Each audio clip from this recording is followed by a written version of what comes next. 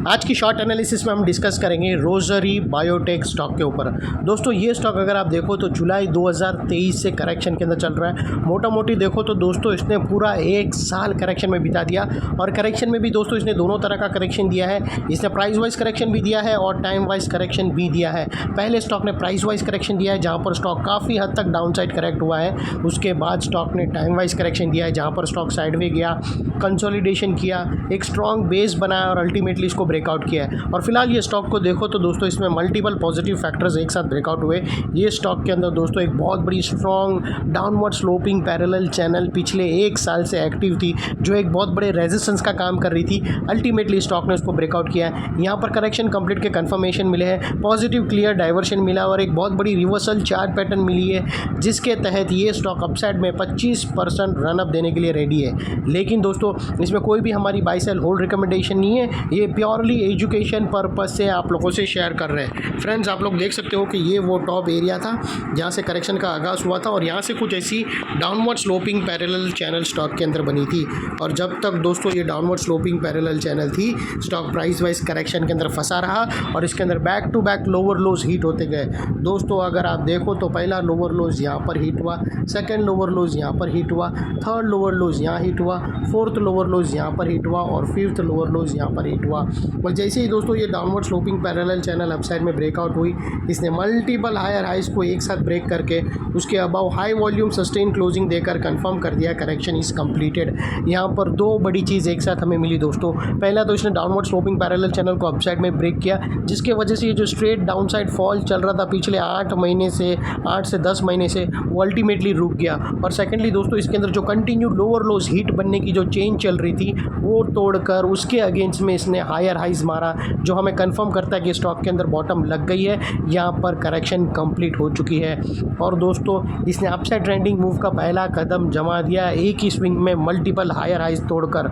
और सेकेंडली दोस्तों जब तक ये स्टॉक कोई नया लोअर लोज हिट ना हो जावे या फिर पुराने लोअर लोज के नीचे क्लोजिंग ना दे दे, तब तक हम मानकर चलेंगे कि ये स्टॉक के अंदर करेक्शन कंप्लीटेड है और अपसाइड ट्रेंडिंग मूव के अंदर इसने शुरुआत कर दी है। और सेकेंडली दोस्तों देख लेते हैं डाइवर्शन का पार्ट।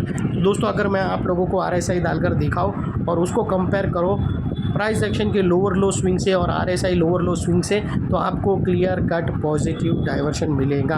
दोस्तों प्राइस एक्शन का जो लोअर लो स्विंग है अगर वो देखो तो वो डाउन साइड में टिल्ट हुआ है और वहाँ से ही दोस्तों अगर आप RSI के लोअर लो स्विंग देखो तो वो अपसाइड में टिल्ट हुए फ्रेंड्स, और यहाँ से हमें ब्रेकआउट मिला है जो एक अपसाइड मोमेंटम पंप करेगा स्टॉक के अंदर। और दोस्तों देख लेते हैं सेकेंडली चार्ट पैटर्न की बात। तो दोस्तों अगर आप देखो तो यहाँ पर एक बहुत बड़ी रिवर्सल चार्ट पैटर्न मिली है। दोस्तों ये चार्ट पैटर्न को इटसेल्फ बनने में एक साल लग गया दोस्तों। ये एक साल की पैटर्न ब्रेकआउट हुई है, यानी दोस्तों ये जो लेवल आया है वो एक साल के बाद आया है। यानी जिस किसी ने भी ये स्टॉक को परचेस किया था एक साल पहले, उसका भाव फ़िलहाल अभी आया है। और दोस्तों ये जो इनसाइड रेंज है, ये राउंडिंग बॉटम चार्ट पैटर्न की, ये कोई छोटी मोटी रेंज नहीं है दोस्तों।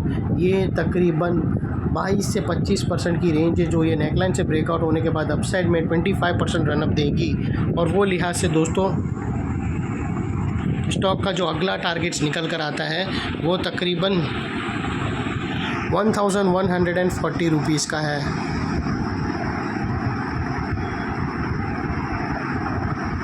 1140 का स्टॉक का अगला टारगेट है। और दोस्तों यहाँ पर स्टॉप लॉस रखने का मल्टीपल ऑप्शन अवेलेबल है। आप ATR की हेल्प ले सकते हो अपने एडवाइज़र को पूछकर। फर्स्ट ब्रेकआउट कैंडल के लो के नीचे क्लोजिंग बेसिस पे रख सकते हो, जो तकरीबन यहाँ पर आती है। और सेकेंडली बेस्ट रहेगा अगर आप लोअर स्विंग के नीचे रखो तो। अगर आप लोअर स्विंग पे यहाँ पर क्लोजिंग बेसिस पे स्टॉप लॉस रखो तो भी परफेक्टली फ़ाइन है फ्रेंड्स। और वो लिहाज से दोस्तों अगर आप रिस्क टू रिवॉर्ड रेशियो देखने जाओ तो आपका रिस्क का एरिया फ्रेंड्स इतना रहेगा और टेक प्रॉफिट का एरिया, रिवॉर्ड का एरिया इतना बड़ा है।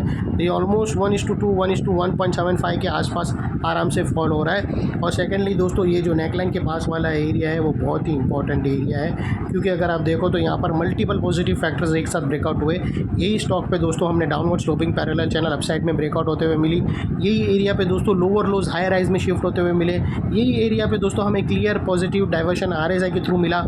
और यही एरिया पे दोस्तों एक साल की राउंडिंग चार्ट पैटर्न ब्रेकआउट होते हुए मिली। तो दोस्तों जो एरिया अभी तक एक स्ट्रॉन्ग रेजिस्टेंस था वो अल्टीमेटली एक स्ट्रॉन्ग सपोर्ट बनकर खड़ा है। और इन केस अगर स्टॉक अपसाइड चलना स्टार्ट हुआ और अगर सेलिंग प्रेशर फेस करके वापस वो नेकलाइन को रीटेस्ट करने आया तो दोस्तों ये एरिया सामने आके एक स्ट्रॉन्ग सपोर्ट का काम करेगा और स्टॉक को इधर अपसाइड में पुश करेगा या फिर साइडवे कंसोलिडेशन में पुश करेगा।